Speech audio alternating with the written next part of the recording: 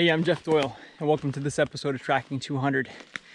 This is actually the first episode in season 2, so for those that maybe are just tuning in, be sure to go back and check out season 1.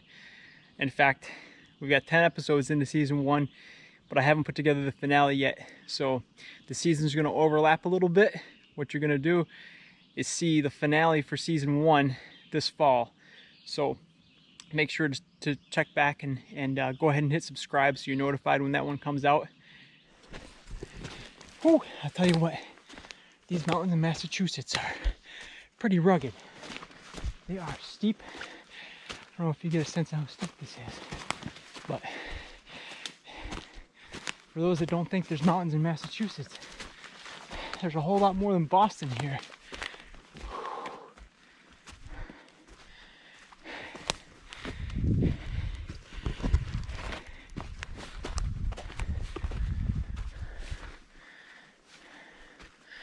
It's just beautiful. Beautiful green mossy area. Here's a little pocket of some rubs. It's right at the top of this knob. Rub here. Rub here on the back side of that tree.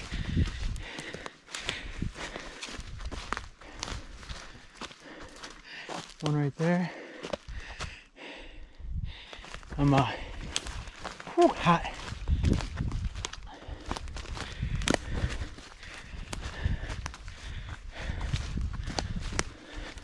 Another rub right there. Just beat feet. Fly.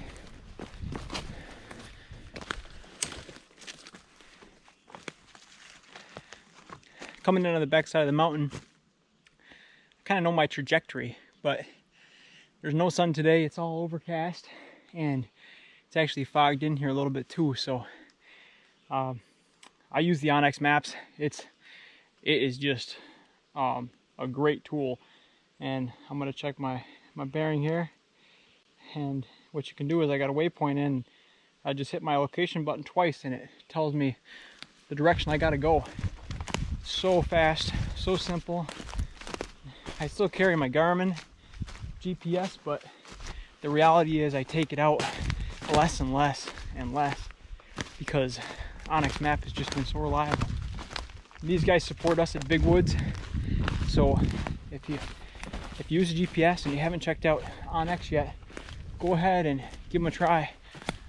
You can even snap a picture of your waypoint. It makes it really easy to type everything in and download maps offline. It's not a replacement for a compass and knowing how to use a map either. Hey, look at that. Some moose scat right there. Moose in Massachusetts. But the Onyx Map is really nice. So this is the waypoint I was after, this area.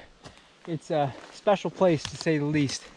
It's just this place where there's all these giant rubs. And I thought if I worked my way up here, I could check in on them. It's just a whole bunch of signpost rubs. And I thought maybe I'd see some antlers on the way up. I haven't, but that's okay. Got in here, and this one was obviously hit and freshened up last season. There's a few other ones here that I know about. And all you have to do is look for that kind of glow on the tree, and you'll see there they are, you know. There's another one. So black ash in some areas, but signposts can be on a variety of trees. Look at this one. If my body gives you an idea how big that tree is, there's even some bigger ones around here. Oh, there's a good one too. Let's see if this one's hit. I was tracking a buck one day and he led me right up to these. Yeah. That one there. So I'm gonna turn it around, head out, maybe see something on the way down, take a little different route, but it's fun to get into the woods anyhow. rock wall. One thing I learned from some wiser hunters than me is that deer really don't like going over rock walls, so they like to find a break in them. So if you hunt around rock walls, you got a concentration point at the break in the rock wall. So that looks like, yeah, there's that trail again. Right up this way. There's that wall.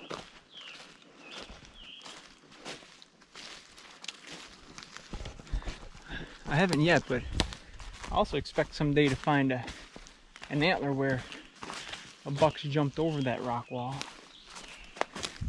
where there's a break in it, you know.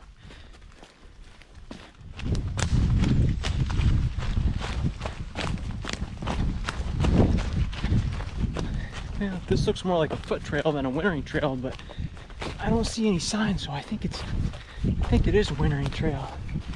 So open in here, wonderful for covering ground.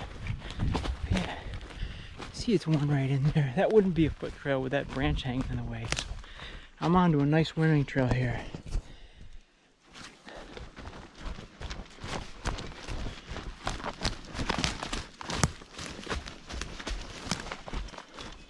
Like it goes up this way, and there's a lot of forks in the road whenever you're on a deer trail. Whenever I'm on them, it always seems like I'm having to decide which way to go. Sometimes staying high means you haven't lost your elevation. It's always easier to go down than it is to go back up. So a lot of times I'll pick the high side. Sometimes those little concentrated areas are just where the terrain requires it, and then the trails fan back out again. Well, looks like it's time to head down again. I'm nearly back to the road, which means this is going to put the wraps on episode 1. It was great to get into the woods, scout a new area, look for some deer sign, and start thinking about the season ahead.